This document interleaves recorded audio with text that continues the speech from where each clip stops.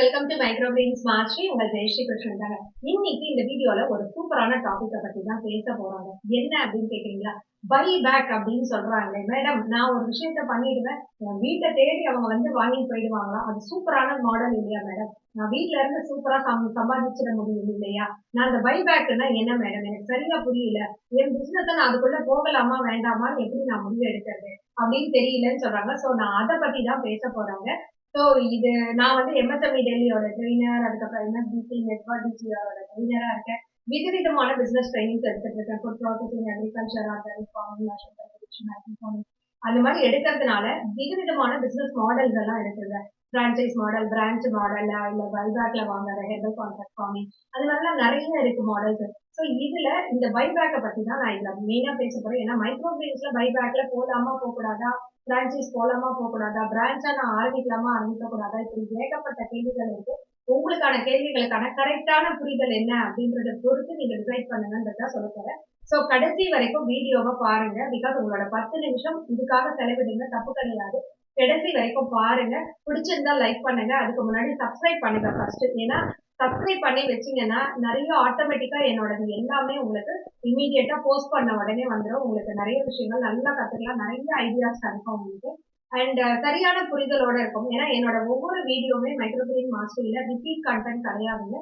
நீங்க போய் வேணாலும் செக் பண்ணலாம். ஸோ நம்மளோட இத்தனை 25 இயர்ஸ் ஆஃப் பிசினஸ் எக்ஸ்பீரியன்ஸை விதவிதமா நான் வந்து கலந்து உங்களுக்கு கொடுத்துருக்கேன். ஸோ அதனால ரொம்பவே யூஸ்ஃபுல்லா இருக்கும். பிளஸ் ட்ரைனிங்ல அட்டென்ட் பண்ணவங்களோட இன்ட்ராக்ஷன்ஸ் இருக்கு, கொஸ்டின் ஆன்சரிங் இருக்கு, நிறைய விஷயங்கள் நல்லா இருக்கு. ஸோ இதை ஃபர்ஸ்ட் சப்ஸ்கிரைப் பண்ணி வச்சுக்கோங்க. ஓகேங்களா? சரி, ஓகே, நம்ம வீடியோக்குள்ள போலாம்.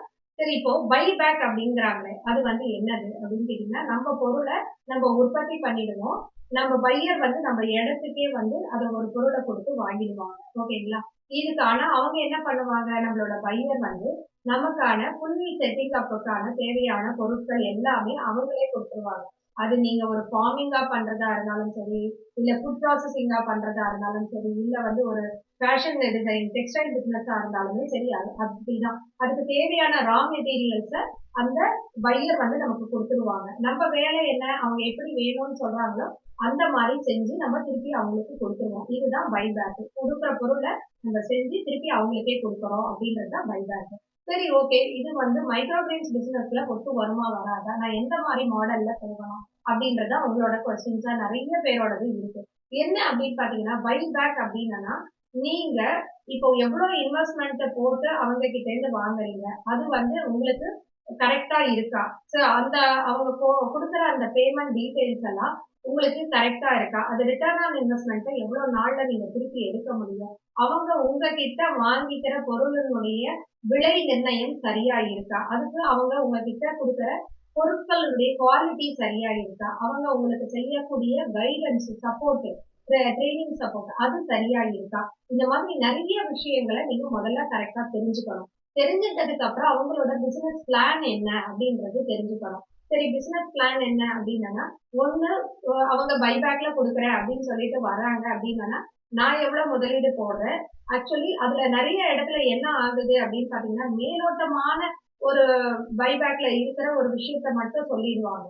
ஆனா அதுக்கப்புறம் ஹிடன் காஸ்ட்னு வரும். நீங்க அதுக்கு தேவையான பொருட்களையோ இல்ல லேபர் ஆபரேஷனல் காஸ்டோ அதெல்லாம் இருக்கும். அந்த ஹிடன் காஸ்ட பத்தி பேச மாட்டாங்க சில கம்பெனி. அப்ப அதுல போய் லாக் ஆயிடுறாங்க சரி நிறைய பேர். சோ அந்த ஹிடன் காஸ்ட பத்தி கிளாரிட்டி உங்களுக்கு இருக்கா? சரி, அக்ரிமெண்ட் போடுறீங்களா? என்ன மாதிரி அக்ரிமெண்ட்? அது நார்மலான வெர்பல் அக்ரிமெண்டா, இல்ல டாக்குமெண்டேஷனா, அது வெறும் ஸ்டாம்ப் பேப்பரா, இல்ல ரிஜிஸ்டர்டு ஸ்டாம்ப் பேப்பரா அப்படின்றதெல்லாம் பாத்தீங்கன்னா தான் அந்த ஸ்டாம்ப் பேப்பர் டாக்குமெண்டேஷனுக்குமே வந்து அக்ரிமெண்ட்டுக்குமே ஒரு வேல்யூ இருக்கும். இது தெரியாம நம்ம ஒரு டாக்குமெண்டேஷன் பண்றோம் அப்படின்னா அது ஒரிஜினல் அக்ரிமெண்ட் அப்படின்னு நம்ம எடுக்க முடியாது. நாளைக்கே அந்த பொருள் வந்து சப்போஸ் அவங்களுக்கு டிமாண்ட் கம்மி ஆயிடுச்சு அப்படின்னா, இல்லைங்க சாரிங்க, டிமாண்ட் கம்மியாயிடுச்சு, அதனால எங்களால இப்போ பர்ச்சேஸ் பண்ணிக்க முடியல அப்படின்னா நீங்க ஒண்ணும் செய்ய முடியாது.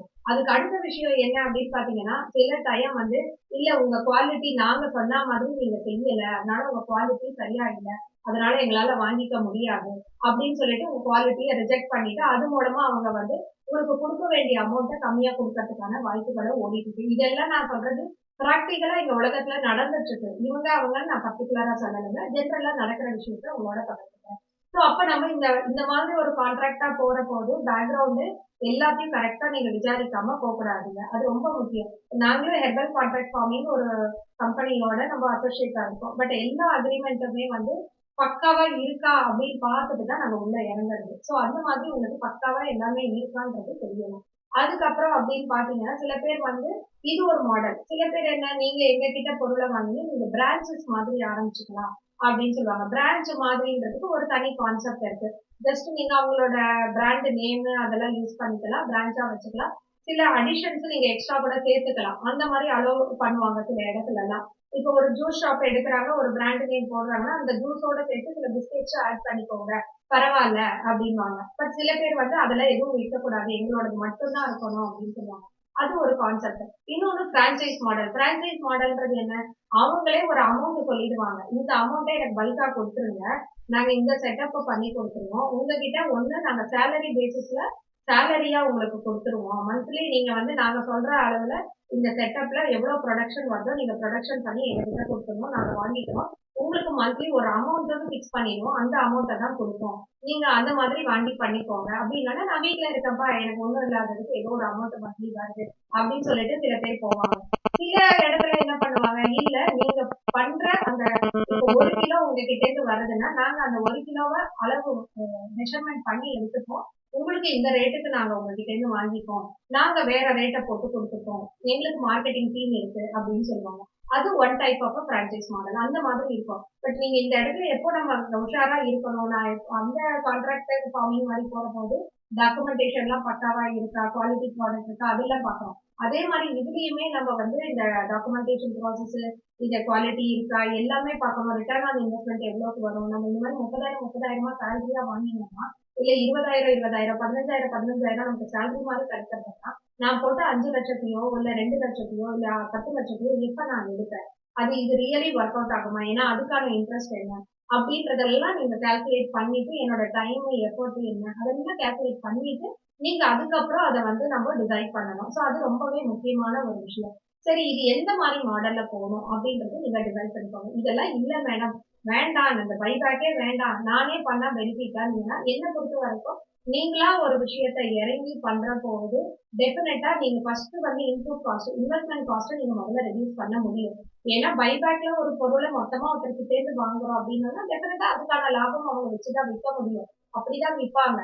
இப்ப நீங்களே அந்த பொருட்களை வாங்கி நீங்க பண்ற போது அந்த லாப கணக்கை நம்ம கொஞ்சம் கம்மி பண்ண முடியும். அண்ட் ஒன் மோர் திங், நம்ம விற்கிற போது கொஞ்சம் டிஃபிகல்ட்டா இருக்கும். ஏன்னா நம்மளோட கஸ்டமரை நம்மளே தான் போய் தேடணும் நீங்க. ஆனா அது எப்படி முறையா தேடணும், எப்படி கஸ்டமரை ஃபைண்ட் அவுட் பண்ணணும், அவங்களுக்கு எப்படி பிச் பண்ணணும், அது முறையா நீங்க தெரிஞ்சுக்கிட்டீங்கன்னா உங்களுடைய லாபம் வந்து அதிகமா கிடைக்கும். இந்த உழைப்பும் போடுவீங்க, ஆனா அந்த உழைப்புக்கு ஏற்ற லாபம் அங்க வந்து பன்மடங்கு கிடைக்கும். பிளஸ் அதுல உங்களுக்கான கம்பெனி பிராண்டிங், ப்ராடக்ட் பிராண்டிங் இது எல்லாமே வரும். நாளைக்கு ஸ்கேல் அப் பண்றதுக்கான ஆப்பர்ச்சுனிட்டிஸ் எல்லாம் இருக்கும். ஸோ இது எல்லாமே வந்து நீங்க ஓனா பண்ற போது நிறைய விஷயம் இன்புட் காஸ்டையும் இன்வெஸ்ட்மெண்ட் காஸ்டையும் நீங்க கம்மி பண்ண முடியும், ஆபரேஷனல் காஸ்டையும் ஓரளவு மேனேஜ் பண்ண முடியும். பிளஸ் இதுல இருந்து ப்ராஃபிட்டை வந்து இன்னும் நீங்க பெட்டரா எடுக்கலாம். ஸோ இது பெட்டரா எடுக்கிறது வந்து உங்களுக்கு நிறைய உங்களுக்கு ஃபர்ஸ்ட் நெட்வொர்க்கிங் ஜாஸ்தி ஆகும், கனெக்ட் நிறைய கிடைக்கும், உங்களுக்கு கஸ்டமர் டேட்டா பேஸ் கிடைக்கும். அதுக்கப்புறம் வந்து பாத்தீங்கன்னா உங்களோட ப்ராஃபிட் வந்து மெயினா வந்து ஈஸியா கிடைக்கும். உங்களோட ரிட்டர்ன் ஆன் இன்வெஸ்ட்மெண்ட் ரொம்ப ஃபாஸ்டா எடுத்துருவீங்க. ஏன்னா இப்போ ப்ராஃபிட் ஜாஸ்தி இருக்கிறதுனால ரிட்டர்ன் ஆன் இன்வெஸ்ட்மெண்ட் ஃபாஸ்டா வந்துடும் உங்களுக்கு. ஸோ அப்படி பண்ற போது சஸ்டைனபிள் மாடலா லாங் டேர்ம்ல நீங்க நல்லா பண்ண முடியும். இன்கேஸ் நம்ம இந்த மாதிரி பிரான்சைஸோ இல்ல பைபேக்கோ ஏதாவது போற போது அந்த மாடல் அந்த கம்பெனி மாடல் வந்து சரியா இல்ல அப்படின்னா என்னைக்காவது அவங்க க்ளோஸ் பண்றாங்கன்னு முடிவு எடுத்துட்டாங்கன்னா நீங்க அதை எடுத்தவங்களோட நிலைமை என்ன ஆகும்ன்றது பெரிய கொஸ்டின் மார்க்கா போயிடும். ஸோ இதனால நம்ம எந்த கம்பெனி எதுவும் ஏன்னா நிறைய ரீசன் இந்த மாதிரி எல்லாம் வந்து ஆரம்பிச்சு பாதியில போன ரீசன்ஸ் வந்து நாட்டுக்கோழி முட்டை, ஈமு அந்த மாதிரி எல்லாம் நிறைய நிறைய நம்ம கேள்விப்பட்டிருக்கோம். இதெல்லாம் நமக்கு ஒன்றும் புதுசு கிடையாது. சோ அதனால நீங்க எந்த ஒரு விஷயமும் ஒருத்தர் பிளைண்டா பண்றாங்க, இன்னைக்கு இது வந்து இதுதான் வைரலா போயிட்டு இருக்கு, அதனால நம்மளும் போயிடலாம் அப்படின்னு நினைச்சிட்டு பிளைண்டா ஆரம்பிக்கவே கூடாதுங்க. ஃபர்ஸ்ட் நீங்க இதை அனலைஸ் பண்ணுங்க. அப்படின்னா என்னன்னு முதல்ல தெரிஞ்சுக்கோங்க, அதுக்கப்புறம் அதுக்குள்ள போங்க. ஸோ இந்த மாதிரி நிறைய விஷயங்களை ப்ராப்பரா தெரிஞ்சுக்கணும், நீங்களும் மைக்ரோகிரீன்ஸ் பிசினஸ் ஆரம்பிக்கணும் அப்படின்னு நினைச்சீங்கன்னா எங்களோட ட்ரைனிங் இருக்கு, ட்ரைனிங்ல கலந்துக்கோங்க. அதுல நான் உங்களுக்கு கம்ப்ளீட் டீடைல்ஸ் சொல்லி தரப்போறேன். உங்களுக்கு ஸ்டார்டிங் ஃப்ரம் கல்டிவேஷன்ல இருந்து எப்படி கஸ்டமரை ஃபைண்ட் அவுட் பண்ணணும், சேல் எப்படி பண்ணணும், பிசினஸ் பிளான் என்ன, கம்பெனி எப்படி ஆரம்பிக்கணும், அதுக்கான ஃபுல் செட்டப் எவ்வளோ காஸ்ட் ஆகும், இன்வெஸ்ட்மெண்ட் எவ்வளோ, ஆபரேஷனல் எவ்வளோ, ப்ராஃபிட் எவ்வளோ, ஒரு நீங்க 20% எடுத்தீங்கனாலே 2லேருந்து 3 மாசத்துக்குள்ள ROI எடுக்க முடியும். Return on investment.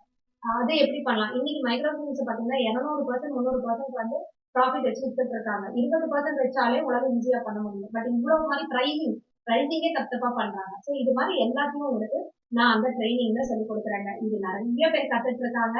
Group training இருக்கு, இண்டிவிஜுவல் ட்ரைனிங் இருக்கு, பேசிக்கா வீட்டுல கல்டிவேட் பண்றதுக்கான பேசிக் ட்ரைனிங் இருக்கு, அட்வான்ஸ் ட்ரைனிங், கமர்ஷியல் ட்ரைனிங் இருக்கு. இது இங்கிலீஷ்லயும் நடத்துறேன், தமிழ்லயும் நடத்துறேன். ஸோ நீங்க வந்து இண்டிவிஜுவலா நீங்க வரலாம், குரூப் செஷன் வேணும்னாலும் வரலாம். இண்டிவிஜுவலா வரும்போது சில போனஸஸ் எல்லாம் இருக்கு. அடிஷனல் பிசினஸ் கன்சல்டேஷன் ஃப்ரீயா இருக்கு. அதுக்கப்புறம் 1-to-1 ஹேண்ட் ஹோல்டிங் சப்போர்ட் இருக்கு. நிறைய விஷயங்கள் இருக்கு. நிறைய ப்ராடக்ட் எல்லாம் உங்களுக்கு குவாலிட்டியா வாங்கி தரத்துக்கு சப்போர்ட் பண்றேன். நான் என்கிட்ட தான் வாங்கணும்னு சொல்ல மாட்டேன். ஜஸ்ட் உங்களுக்கு ஒரு சப்போர்ட் சிஸ்டம் நிறைய கொடுப்பேன். இந்த மாதிரி நிறைய விஷயங்கள் எங்களை சுத்தி நடந்துட்டு இருக்கு. நம்மளோட விஷயம் என்ன அப்படின்னு பாத்தீங்கன்னா, ஒரு ட்ரைனிங் அட்டன் பண்றாங்கன்னா ட்ரைனிங்கோட நிறுத்தாம அவங்கள அடுத்த லெவலுக்கு ஆண்டர்பிரினரா கொண்டு போகணும். அதுக்காக தான் நாங்க வந்து இந்த மெயினா நான் ட்ரைனிங் எடுக்கிற கான்செப்டே அந்த மாதிரி ஒரு மெத்தட்ல தான் எடுக்கிறேங்க. ஸோ நீங்க இதுல வந்தீங்கன்னா நிறைய விஷயங்கள், சூப்பரான விஷயங்களை தெளிவா தெரிஞ்சுப்பீங்க. மீனிங்கோட தெரிஞ்சு லாஜிக்கை புரிஞ்சுட்டு ஒரு பிசினஸை நீங்க ஆரம்பிப்பீங்க.